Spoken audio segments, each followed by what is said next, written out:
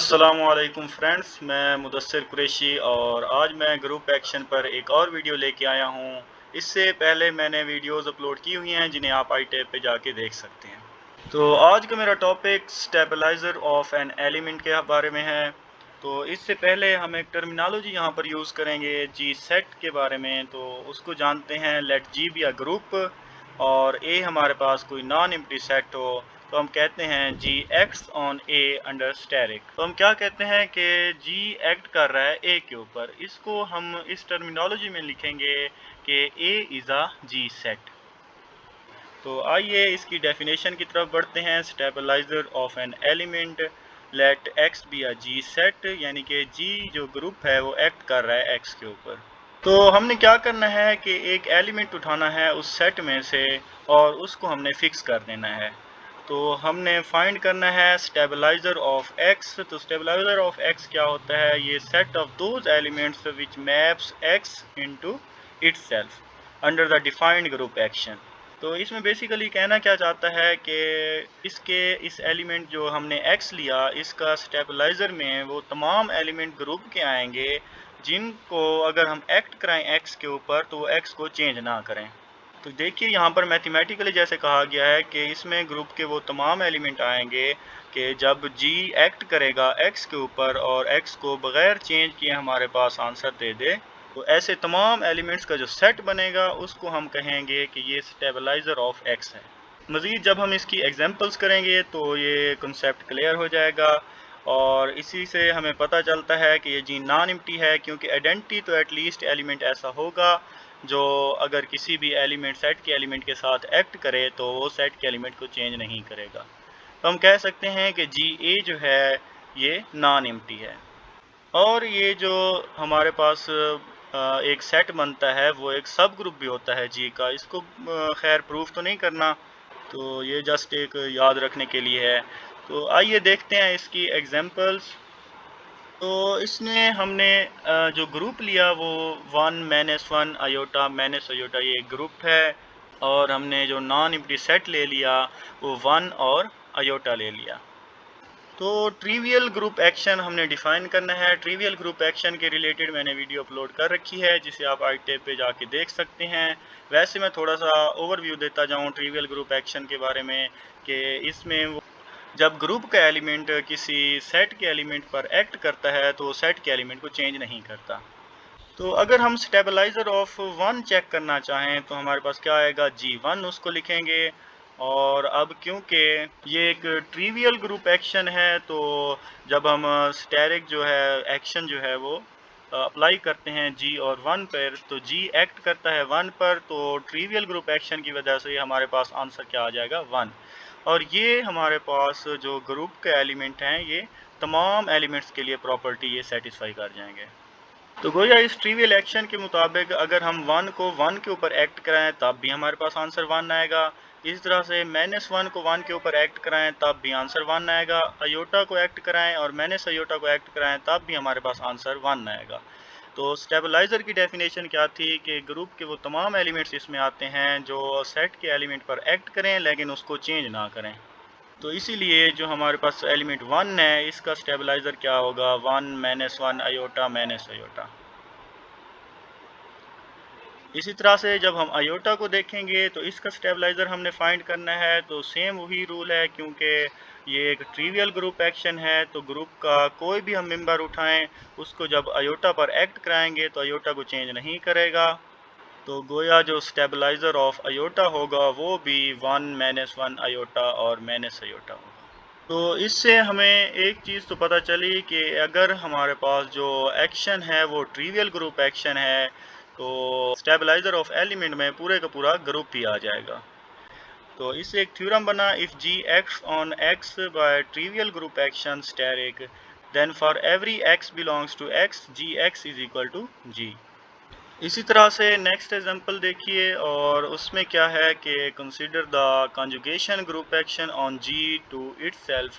तो conjugation group action क्या होता है इसके रिलेटेड भी मैंने वीडियो अपलोड कर रखी है। मैं आपको रिकमेंड करूंगा कि पहले वो वीडियो जाके देख लें ताकि इससे रिलेटेड आपके जो डाउट्स वगैरह हैं या जो कंसेप्ट हों वो क्लियर हो जाएं। तो कंजुगेशन ग्रुप एक्शन में बेसिकली होता क्या है, ग्रुप ही एक्ट करता है ग्रुप पर और कंजुगेशन के ज़रिए ये एक्शन परफॉर्म किया जाता है। Then for any X from G, अगर हम कोई भी एलिमेंट लें एक्स जी का, तो उसका स्टेबलाइज़र में जी के वो तमाम एलिमेंट आएंगे कि जी को जब एक्ट करेंगे एक्स के ऊपर तो एक्स को चेंज ना करे। ये सेम स्टेबलाइज़र की डेफिनेशन लिखी हुई है। तो अब हमारे पास जो एक्शन है वो कंजुगेशन ग्रुप एक्शन है। तो जी जब एक्ट करेगा एक्स के ऊपर तो वो एक्शन इस तरह से बन जाएगा जी एक्स जी इनवर्स, और इसको हम इसी तरह से भी लिख सकते हैं कि G X is equal to X G, और ये हमारे पास डेफिनेशन बन जाती है नॉर्मलाइज़र ऑफ एक्स या नॉर्मलाइज़र ऑफ एन एलिमेंट इन जी। तो इससे ज़ाहिर ये हुआ कि अगर हम कंजुगेशन ग्रुप एक्शन को लें और हमने किसी भी एलिमेंट का स्टेबलाइज़र फाइंड करना हो तो जस्ट उस एलिमेंट का हम नॉर्मलाइज़र फाइंड कर देंगे तो वही उसका स्टेबलाइज़र हो जाएगा। तो नॉर्मलाइज़र के बारे में थोड़ा बहुत आपको आइडिया होना चाहिए। नॉर्मलाइज़र ऑफ एन एलिमेंट क्या होता है? Let G be a group, if A belongs to G then the normaliser of A in G is defined as. तो बेसिकली यहाँ पर बताना यही चाहता है नॉर्मलाइज़र में कि किसी भी कोई हमारे पास एक ग्रुप हो और उसका हम एलिमेंट ले लें तो उसके नॉर्मलाइज़र में वो तमाम के तमाम एलिमेंट आएंगे जो उस एलिमेंट के साथ कम्यूट कर जाएंगे। कह सकते हैं कि normaliser of A consist of those elements in G which commute with A. तो नोट है हमारे पास, let G be abelian group and A belongs to G then normaliser of A is equal to G. अब क्योंकि ये abelian group है तो इसके तमाम एलिमेंट्स कम्यूट कर सकते हैं। तो इस डेफिनेशन के मुताबिक कि हमने कहा था कि वो तमाम एलिमेंट उसके नॉर्मलाइज़र में आएंगे जो उसके साथ कम्यूट कर जाएं। अब ये एबिलियन ग्रुप है तो हमारे पास इसका नॉर्मलाइज़र क्या आ जाएगा? ओवरऑल ग्रुप आ जाएगा। और सेंटर का हमें पता है कि उसके अंदर वो तमाम एलिमेंट्स आते हैं जो जी ओवरऑल ग्रुप के तमाम एलिमेंट्स के साथ कम्यूट करते हैं। तो हम कह सकते हैं कि नॉर्मलाइज़र ऑफ ए बी तब भी हमारे पास जी ही आएगा। इस तरह से एग्जांपल में देखिए कि अगर हम ग्रुप ले लें Q8, अब हम जानते हैं कि इसके जो सेंटर के एलिमेंट्स हैं वो 1 और -1 है। तो गोया नॉर्मलाइज़र ऑफ 1 भी Q8 आ जाएगा और नॉर्मलाइज़र ऑफ -1 भी हमारे पास Q8 आ जाएगा।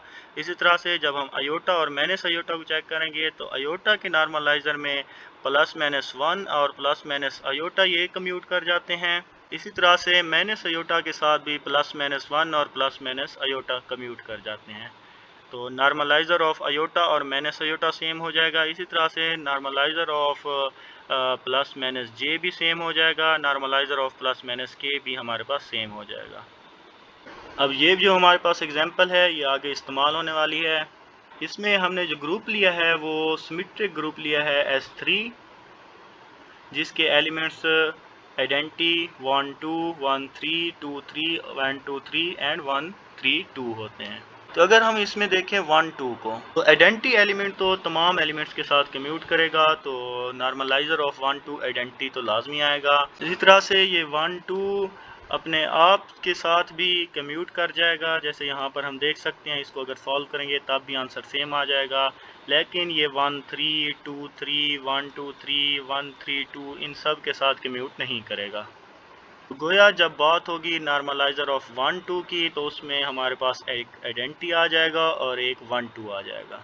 इसी तरह से नॉर्मलाइज़र ऑफ 1 3 जब हमने फाइंड करना होगा तब भी हम वही सेम प्रोसेस करेंगे। इसमें भी आइडेंटिटी आएगा और 1 3 एलिमेंट आ जाएगा।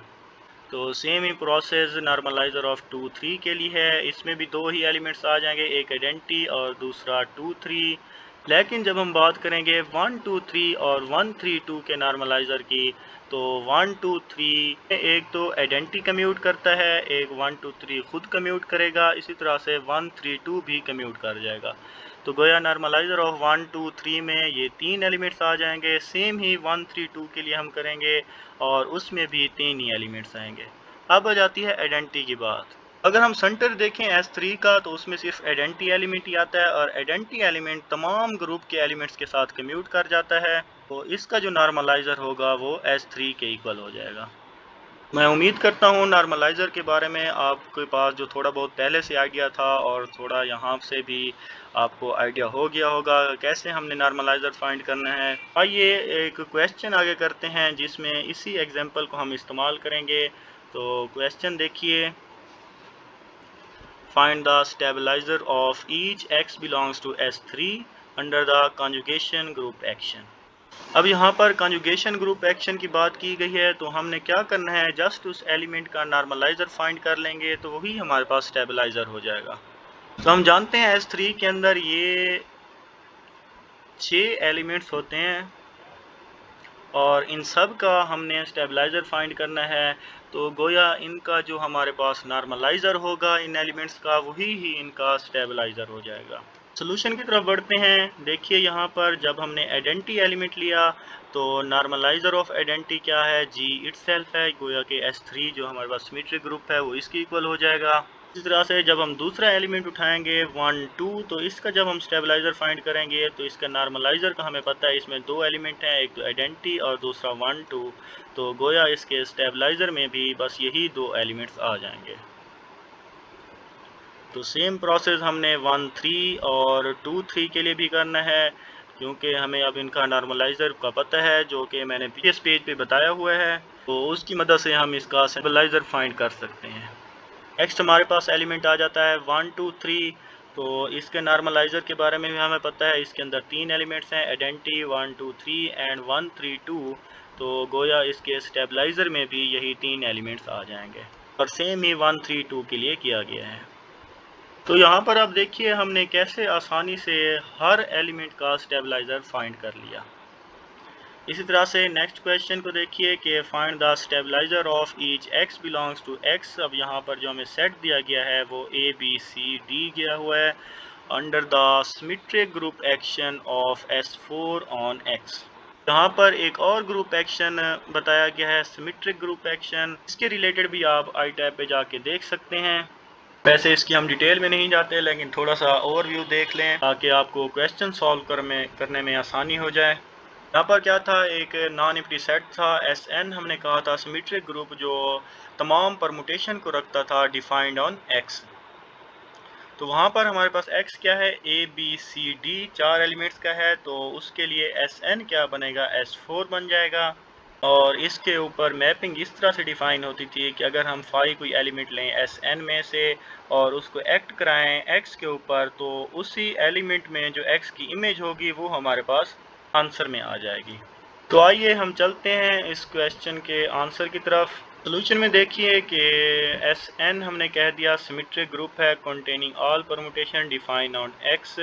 तो S4 को अगर हम देखें तो 4 फैक्टोरियल जो कि हमारे पास 24 की इक्वल होता है। तो इसके अंदर 24 एलिमेंट्स होंगे जो कि आपके सामने नज़र आ रहे हैं। और यहाँ पर जो x था हमारे पास, उसमें जो एलिमेंट्स थे वो A B C और D हैं। हमने क्या करना है, सबसे पहले अगर स्टेबलाइज़र फाइंड करें A का, और जो हमें एक्शन परफॉर्म करना है यहाँ पर वो सिमेट्रिक ग्रुप एक्शन है। तो स्टेबलाइज़र ऑफ A में क्या आएगा, A पहली बात जो एलिमेंट्स आएंगे वो S4 के एलिमेंट्स होंगे। और नंबर 2, वो जब एक्ट करें उस A के साथ तो वो उस A पर कोई असर अपना ना छोड़ें, यानी कि A को चेंज ना करें। तो अगर पहले एलिमेंट को हम देखें आइडेंटिटी को, आइडेंटिटी जब A पर एक्ट करेगी तो A को चेंज नहीं करेगी, क्योंकि यहाँ पर A की इमेज A होती है, B की इमेज B, C की C और D की D।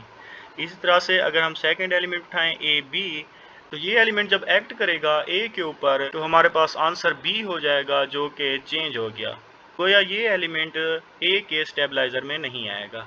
इस तरह से AC को जब हम देखेंगे तो भी ये एलिमेंट को चेंज कर देगा, हमारे पास आंसर C आ जाएगा। तो इस एलिमेंट को भी हम निकाल लेंगे स्टेबलाइज़र में से। अगर हम गौर से देखें तो हमें एक चीज़ यहाँ पर कंफर्म हो रही है कि यहाँ पर जो हमें परमुटेशंस गिवन हैं उनमें अगर A को हम एज अ आइडेंटिटी लें, यानी कि ऐसी परमुटेशन जिनमें A इन्वॉल्व ना हो या A की इमेज A ही हो, तो वो परमुटेशंस हमारे पास आएंगी उस A के स्टेबलाइज़र में।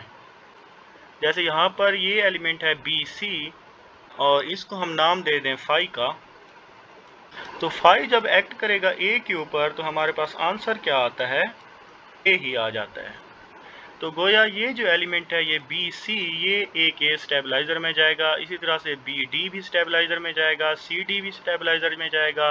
अब यहाँ पर देखिए ए बी सी, अगर हम यहाँ पर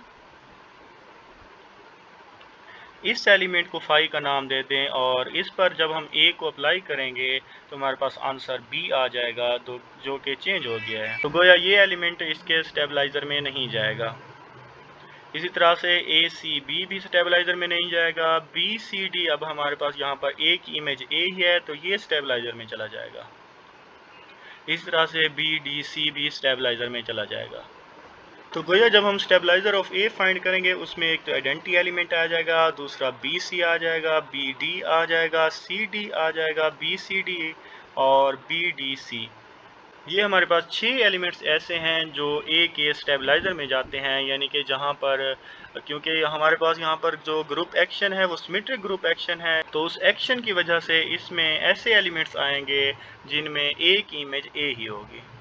इसी तरह से जब हम x का दूसरा एलिमेंट उठाएंगे b, तो उसमें भी ऐसे ही एलिमेंट्स आएंगे जहाँ पर b की इमेज b हो जाएगी। जैसा कि हमारे पास एक तो आइडेंटिटी हो गया, ए सी हो गया, ए डी, सी डी,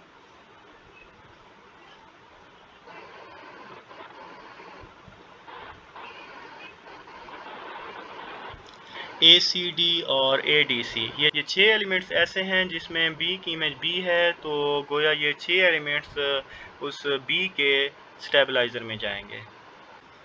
जैसा कि आप यहाँ पर देख सकते हैं, स्टेबलाइज़र ऑफ बी आइडेंटिटी आ गया, A C, A D, C D, A C D और ए डी सी। सेम ही प्रोसेस हमने सी के लिए करना है और सेम ही प्रोसेस से हम स्टेबलाइज़र ऑफ डी भी आसानी से फाइंड आउट कर सकते हैं। मैं उम्मीद करता हूँ आपको आज का टॉपिक क्लियर हो गया होगा। अगर कोई इशू आ रहा है तो आप मुझे कमेंट बॉक्स में कमेंट करके बता दें, ताकि मैं नेक्स्ट वीडियो जो बनाऊँ उसमें इसको रिज़ॉल्व कर दूँ।